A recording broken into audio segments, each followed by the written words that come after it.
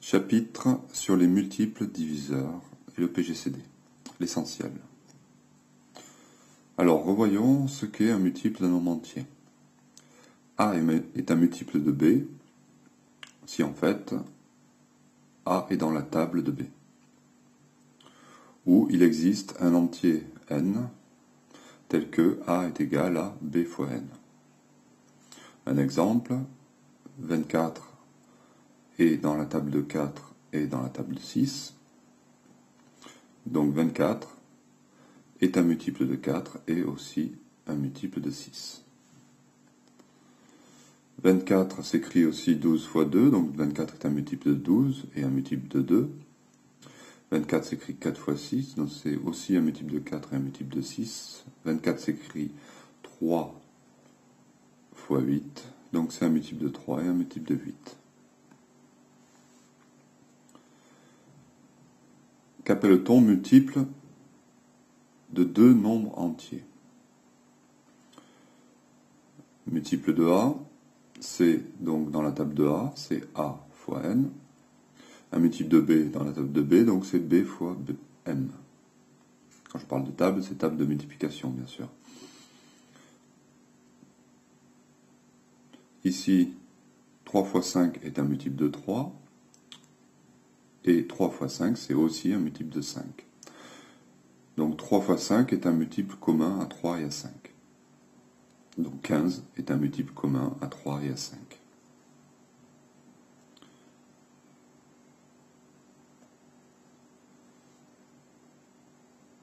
Un autre exemple, 18 c'est 6 fois 3, et 18 c'est 9 fois 2.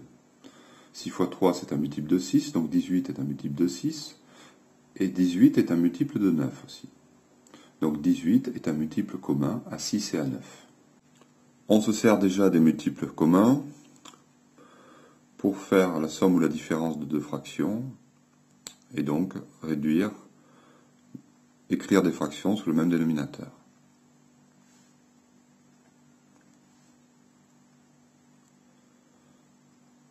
Diviseur maintenant d'un nombre entier. Si A est un multiple de B, ça veut dire que B est un diviseur de A, ou que B divise A. Écrire donc A est un multiple de B, c'est-à-dire que A est dans la table de B, donc A égale B fois N. Ainsi, N est le quotient de A sur B. C'est la définition du quotient.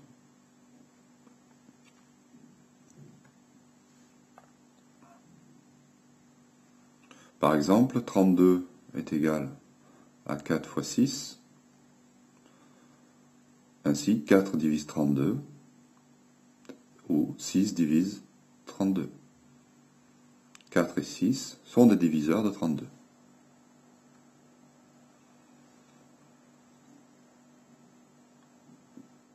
Voilà quelque chose de nouveau. Maintenant, qu'est-ce qu'un nombre premier? Un nombre premier, c'est un nombre qui a seulement deux diviseurs, 1 et lui-même. Par exemple, 5 a comme diviseur 1. 5 divisé par 1, ça fait 1. Ou 5 est égal à 5 fois 1. Son deuxième diviseur, c'est 5. 5 divisé par 5, ça fait 1 nombre entier.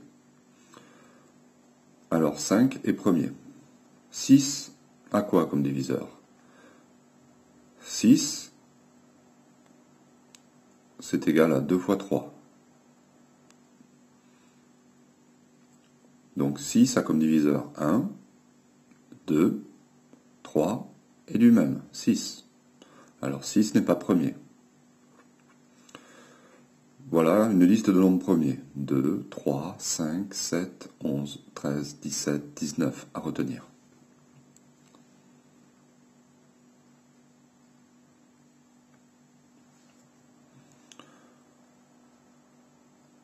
Voyons le plus grand diviseur commun de deux nombres entiers positifs. C'est ce que l'on appelle le PGCD, le plus grand diviseur commun. Avant de trouver le plus grand, il faut déjà trouver l'ensemble des diviseurs communs de deux entiers positifs. Par exemple, 30 a pour diviseur 1, 2, 3, 5. Si il a comme diviseur 2 et 3, il a pour diviseur 6. Comme il a comme diviseur 3 et 5, il a comme diviseur 15 aussi. Et enfin, lui-même, 30. On peut utiliser aussi les critères de divisibilité par 2, par 3, par 5. Le nombre 18, lui, est divisible par 2, donc il s'écrit 2 fois 9, et 9, ça s'écrit 3 fois 3. Ainsi, on peut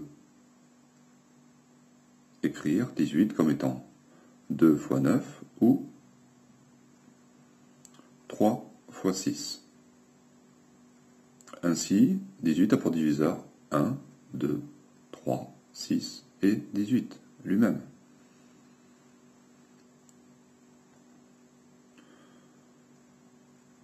« 30 et 18 ont pour diviseur commun 1, 2, 3 et le 6. Ainsi, on déduit de ça que le plus grand, c'est 6. Donc 6 est le plus grand diviseur commun à 30 et à 18. C'est ce que l'on appelle donc le PGCD de 30 et de 18.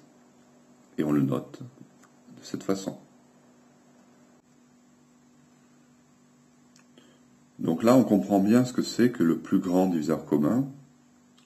Donc c'est le plus grand des diviseurs communs à deux nombres.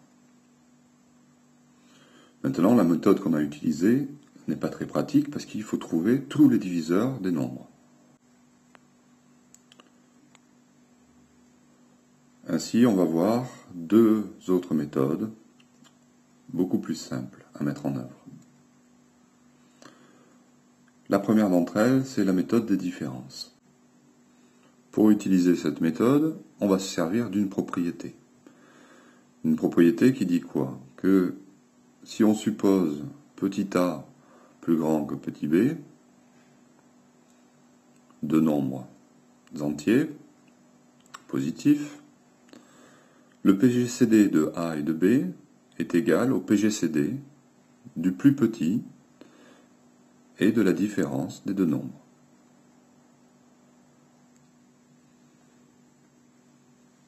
Voyons, appliquons cette propriété sur un exemple. Le PGCD de 54 et de 18. C'est donc, par propriété, le PGCD du plus petit, c'est-à-dire 18, et de la différence des deux nombres, 54 moins 18, ce qui donne le PGCD de 18 et de 36. Que signifie PGCD de 18 et de 36? C'est le plus grand diviseur commun à 18 et à 36.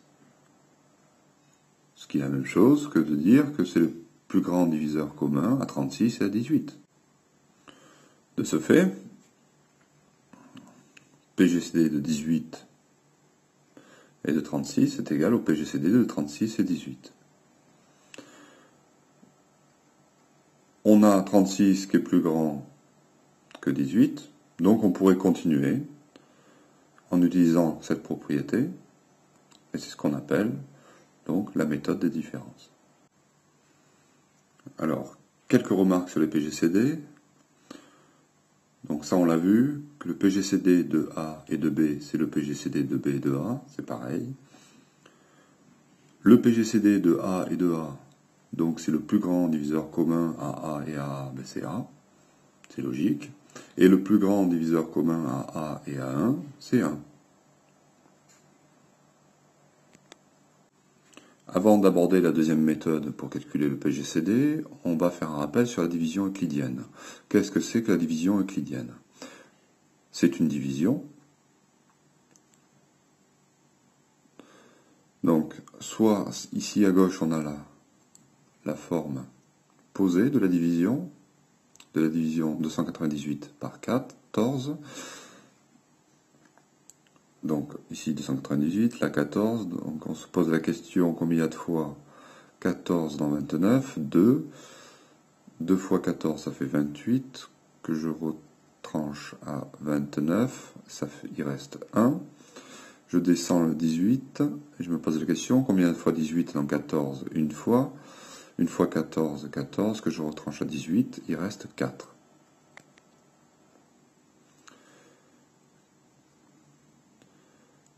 Donc ici, je m'arrête, parce que c'est une division entière. L'écriture en ligne de cette division euclidienne, c'est donc ceci. 298 est égal à 14 fois 21, plus le reste, 4.